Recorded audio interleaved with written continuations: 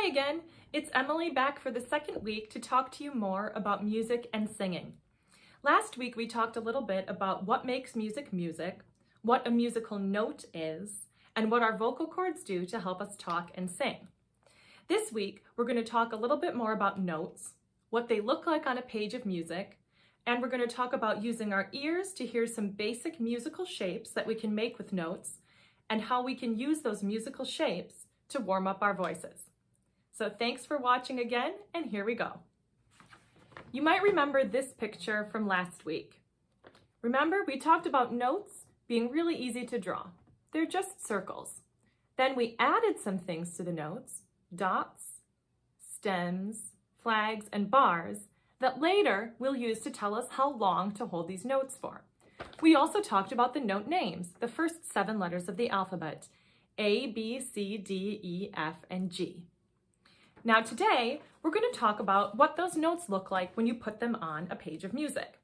You've probably noticed when you've seen music that there are lines. The notes get drawn on the lines and in the spaces. These 5 lines are called the musical staff. I'll say that again. These 5 lines are called the musical staff. Notes go on the lines and in the spaces. Those lines and spaces tell us which letter of the alphabet that note is. Don't worry about that too much today. For now, let's just remember that these 5 lines are called the musical staff. Now, you may have noticed if you've seen piano music or choir music that there are 2 sets of lines. So we go from having 1 set of lines to having 2 sets of lines. This gives us more options for showing notes. A lot of music has these 2 sets of lines. Both are called staffs, and when we put them together, they become the grand staff. Now that can be easy to remember because it's big, the grand staff, or the grande staff, if you will. Whatever helps you remember it is fine. So there will be 5 lines on the bottom, a space in between, and 5 lines on the top. Again, these 5 lines make up a staff. When we have 2 staffs put together in choir music and in piano music, we call it the grand staff. Just like we added things to a note to tell us more about the note, like the stem, the dot, the bar, or the flag, we can add things to the staff to tell us more about it. So let's look at it again. Remember, we have 5 lines on top, 5 lines on the bottom, top, bottom. Together, they make up the grand staff. Now there are symbols that we use on the top and the bottom to tell us a little bit more. For instance, you've probably seen this symbol. This is called a treble clef. Try remembering it by saying treble top. The treble clef goes on the top 5 lines. Next we have the bass clef. And you can remember this by thinking bass bottom. The bass clef goes on the bottom set of lines.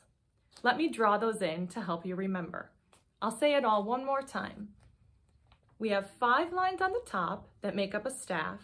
We have 5 lines on the bottom that make up another staff. Together, they make up the grand staff. We use the treble clef on the top 5 lines, treble, top, and we use the bass clef on the bottom 5 lines, bass, bottom. All right, I'm going to show you the picture again, and I've added in the treble clef on the top and the bass clef on the bottom. That probably looks pretty familiar, right? So again, we have the treble clef on the top staff, and we have the bass clef on the bottom staff. Each staff has 5 lines, and together they are the grand staff. Most women sing notes that are found on the top or the treble. Most men sing notes that are found on the bottom or the bass. Now, when we're young, most of us are going to sing on the top staff. When boys' voices change and get lower, they'll start singing down here. But for now, and for today, we're going to look at the treble clef and use those notes to help us warm up our voices. Today, we're going to start by looking at just that top part of the grand staff. Remember, top, treble. It gets this fun-looking symbol that I'm sure you've seen other places too. Now remember, we're going to put the notes on the staff to tell us which note name they get. So where the notes go on the staff tells us if the note is A, B, C, D, E, F, or G. Now that's getting way ahead of ourselves and you don't need to know that yet. But I thought it would be fun to just teach you your first notes. So today I'm going to teach you where middle C is. Middle C is the first note that many musicians learn when they're looking at the piano. You can kind of think of it like a baby learning its first words. Babies usually say mama or papa when they learn their first word. Musicians learn how to find middle C. So let me show you how to find middle C. Let's take a look one more time at the grand staff. Remember, the grand staff was both sets of 5 lines, the treble on the top and the bass on the bottom.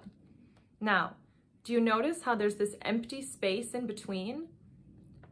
We are going to start by putting middle C right in the middle. That's easy to remember, right?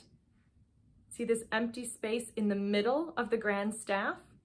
We're going to put our middle C right there in the middle. All right, take a look. Remember, right in the middle of the grand staff, I said we would put our middle C in this empty space. Well, that looks kind of funny, right? Like it's missing something? When we see middle C on a page of music, it's given its own imaginary line so that it looks like the rest of the notes. So let me add that in and you'll see how middle C looks when we see it on a page of music. There we go. That looks a little better, right?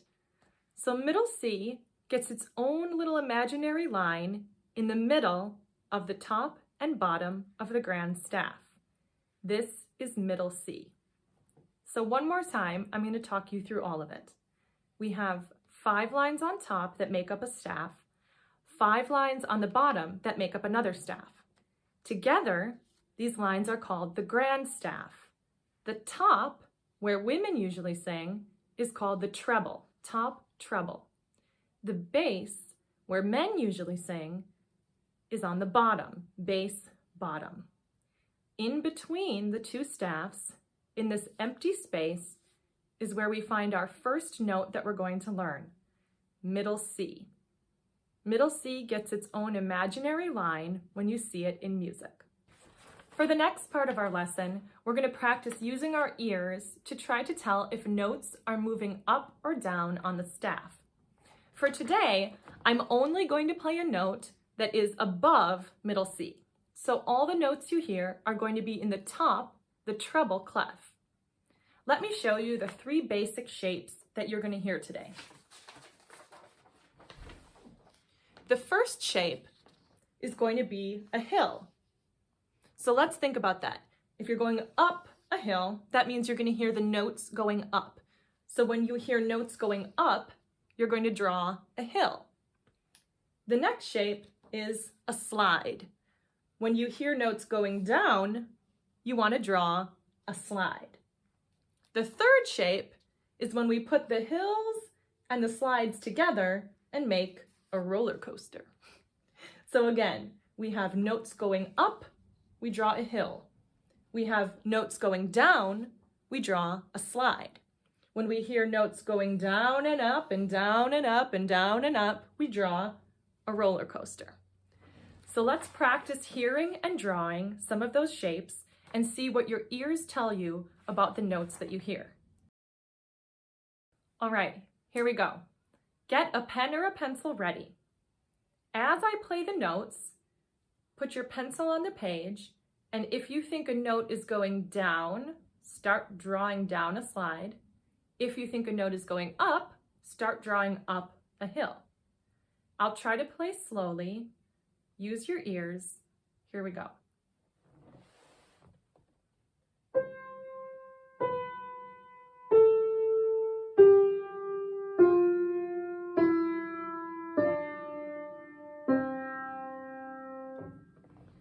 Let me play that one more time. I'll play it a little quicker this time.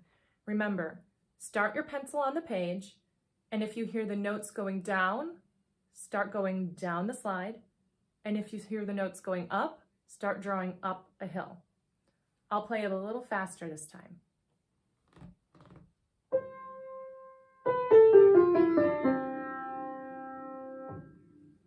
One more time.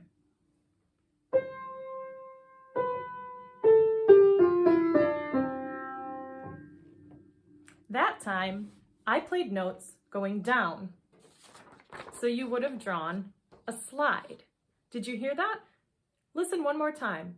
Imagine that you're starting right here.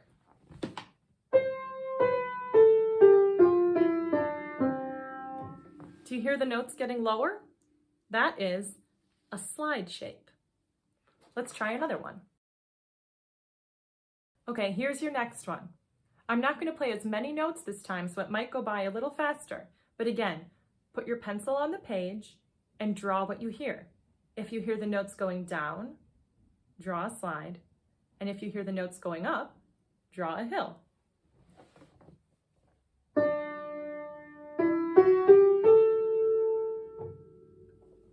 Let's try that one more time. I'll play a little slower.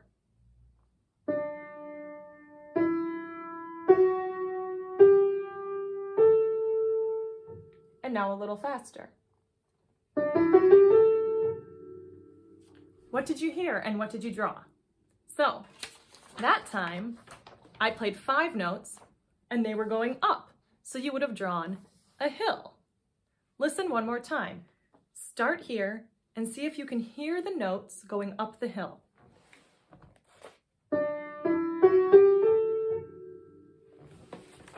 Let's try one more.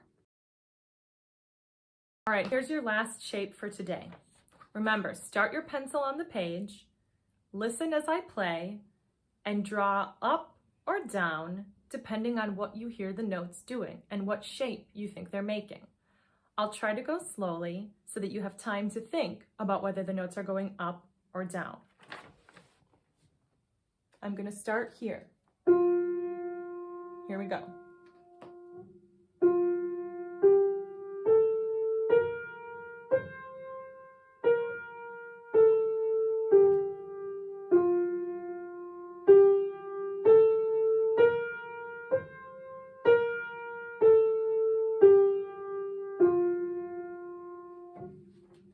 That one was a little trickier because it was longer.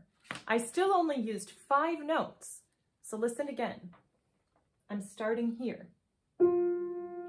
If you hear the notes go up, draw up. If you hear them go down, draw down.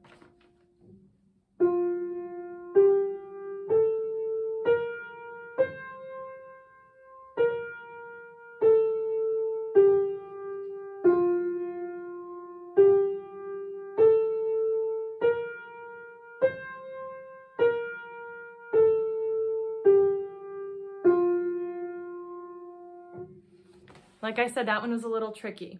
First they went up, then they went down, then they went back up, and then they came back down. So that would be our roller coaster shape. We're putting together some hills and slides to hear the notes going down, up, and back down. Listen one more time. Can you hear the notes going up, coming down, going back up, and coming back down?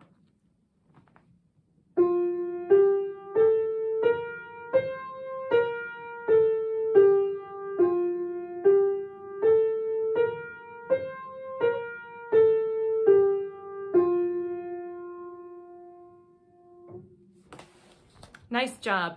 It takes some practice to listen and hear what shape notes are making, but now let's take some of these shapes and use them to warm up our voice. Remember how last time I talked about how your vocal cords open, close, and stretch when you sing? Well, there are actually a lot of little muscles in around here.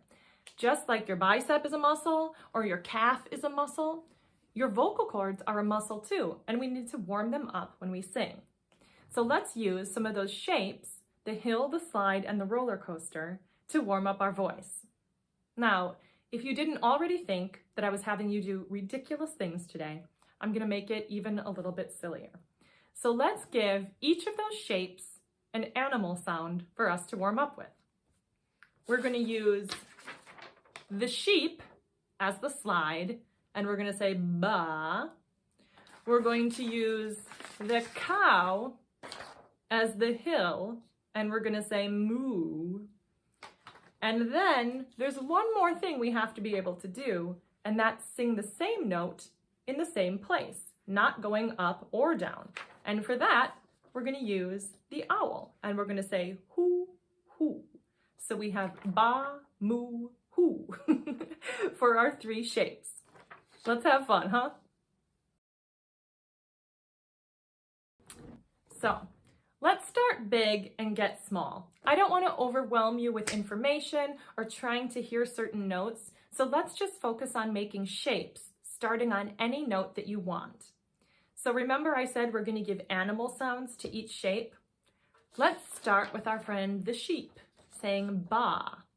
Remember the ba is going to be our slide down.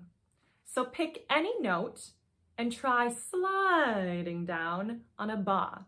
I'll go first. Ba. Ready? Try again. Any note. I'll pick a new one this time. Ba.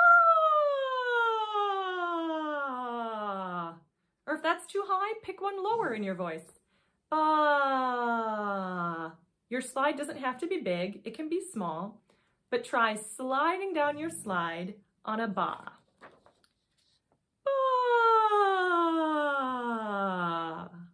Now you try. All right, next up is that hill shape, going up. Let's use the cow and moo to try going up. I'll do it a few times, and then you can try. Remember, pick any note that's comfortable in your voice. Right now, we're just warming up the muscles. We don't need to pick a specific note. So pick any note in your voice and try going up the hill on a moo. Follow me. Moo. Let's try another one. Moo. Remember, it doesn't have to be a big hill. It can be a small hill. Pick any note and try going up on a moo. Moo. Now let's put those two together. Remember that roller coaster shape? A combination of slides and hills. A combination of bas and moos.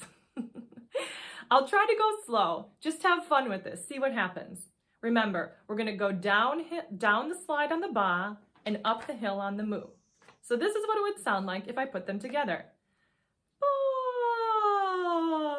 moo, ba, moo. Pick a note, any note that's comfortable, and try sliding down the slide on a ba and going up the hill on a moo. I'll do it one more time. Ba, moo, ba, moo. All right, now that you think I'm really crazy, let's try our last animal, the owl. Remember, this is going to be for when we want to just stay on the same note. Again, I'm not going to pick a note. You pick any note you want to try. I'll do an example, and if you don't like the note I picked, try one that's more comfortable. So for example, staying on the same note and making hoo, right? So, hoo, hoo, hoo, hoo, hoo, hoo, hoo. You try. Okay, now I'll pick a different note. Hoo, hoo, hoo, hoo, hoo, hoo, hoo. Try picking any note that's comfortable in your voice and saying hoo like an owl. Warming up our voice is as much about listening and hearing the notes as it is about making sound. So let's try hearing some of the shapes that we've been talking about before we make them. Sometimes it can help to draw that shape in the air with your hand. So let's try the ba, the sheep sound, coming down the slide. This time I am going to pick a note. Just listen the first time and make the shape, the slide, with your hand as I play. Ready?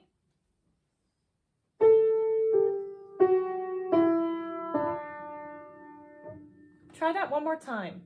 Make that slide shape while I play down the scale.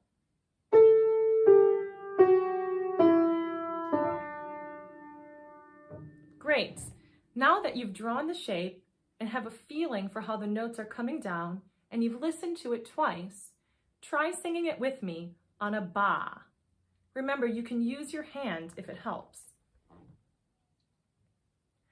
Ba.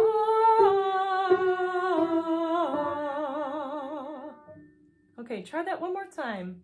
This is where we're starting. Listen to that note. Draw the shape with your finger and sing ba. Ba.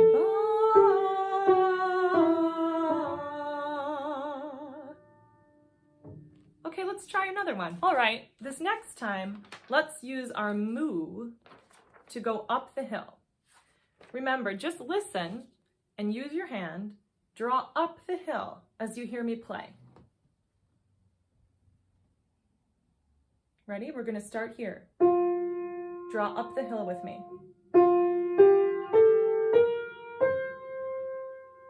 Great job. Try one more time. Really listen as you draw. We're going to start here.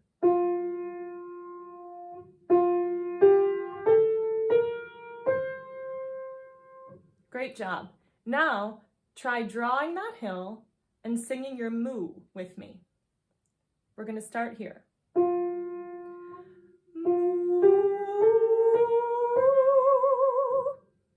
Try one more time, starting here. Draw up the hill.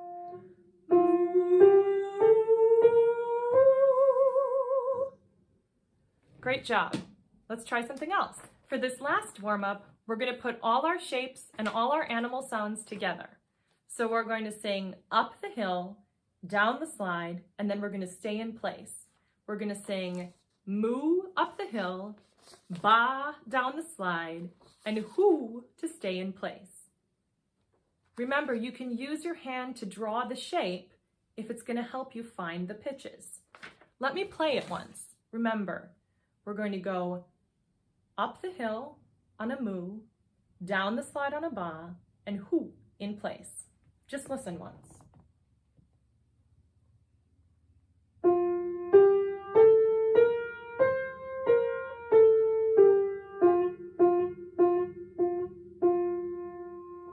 Can you try drawing that shape with me? Remember, we're going to go up the hill, down the slide, and stay in place.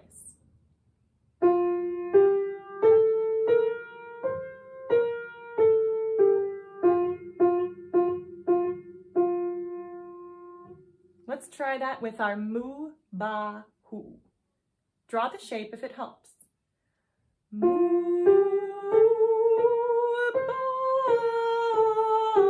hoo, hoo, hoo, hoo, hoo. Try that one more time with me. Moo, ba, hoo, hoo, hoo, hoo, hoo. You really learned a lot today. You learned to use your ears to listen to different shapes that notes were making, and you learned to use your voice to match those pitches and sing what I was playing while drawing those shapes to give you a sense of how the notes were moving. That's a lot to put together in one lesson, but I know you can do it. So, if you want, try again, listen, draw the shapes, use the animal sounds to make it a little silly, and see if you can hear the notes going up and down and match the pitches I play on the piano. Now, some of you may think that you're having trouble finding the notes that I'm playing, and that's completely fine. It can take practice to use your ears and your voice to work together to find the note with your voice that your ears are hearing. Some of those shapes that I showed you, the hill, the slide, the roller coaster, the hoo hoo hoo in place, can actually help you find a note if you're not quite sure. So for instance, if I play this note and I want to sing it with my voice, but I'm not sure how to find it, I can slide around on those hills and slides and get closer to it until I can tell that I'm singing the same pitch. So listen.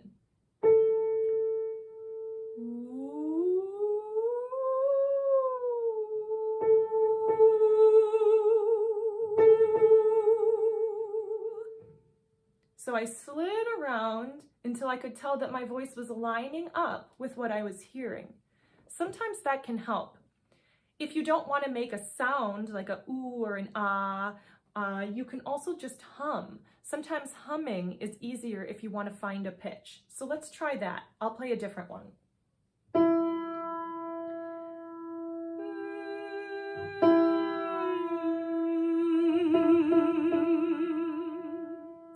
So that time, when I first started singing, I was a little bit high. I slid down a slide until I could tell that my voice, my humming, was making the same sound as the note I was playing. That's just one thing you can try if you're having a difficult time finding a pitch. And it's okay if you are. It doesn't come easily for everybody, but practicing actually does help. It's not something you either can do or can't do. You can learn. So try using some of those shapes, humming, or some of the animal sounds that we tried making to see if it can help you find a pitch that you're having a tough time finding. All right, let's go back over everything I talked about today. I know it was kind of a lot. And don't worry if you can't remember it all at once. It's more important that you remember just a few things and put them all together later. So today I started by talking about putting notes on the staff. Remember, the staff has two parts, the top and the bottom.